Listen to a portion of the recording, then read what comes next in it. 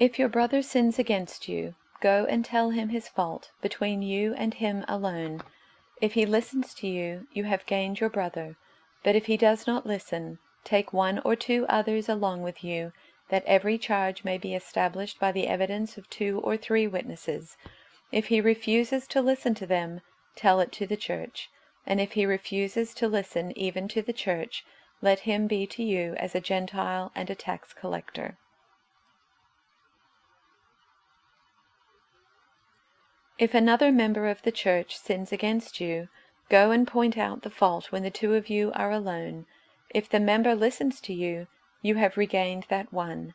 But if you are not listened to, take 1 or 2 others along with you, so that every word may be confirmed by the evidence of 2 or 3 witnesses. If the member refuses to listen to them, tell it to the church. And if the offender refuses to listen even to the church, let such a one be to you as a Gentile and a tax collector.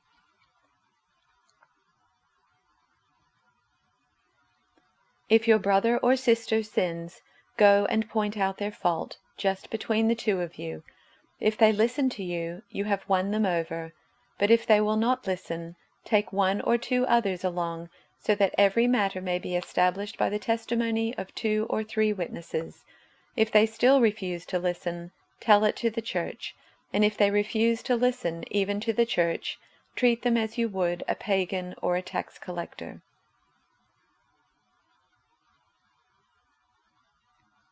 If another believer sins against you, go privately and point out the offense.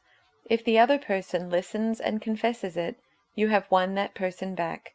But if you are unsuccessful, take 1 or 2 others with you and go back again, so that everything you say may be confirmed by 2 or 3 witnesses.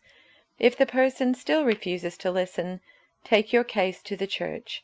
Then, if he or she won't accept the church's decision, treat that person as a pagan or a corrupt tax collector.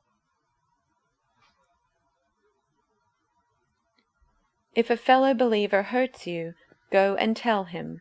Work it out between the 2 of you. If he listens, you've made a friend. If he won't listen, take 1 or 2 others along so that the presence of witnesses will keep things honest, and try again. If he still won't listen, tell the church. If he won't listen to the church, you'll have to start over from scratch, confront him with the need for repentance, and offer again God's forgiving love.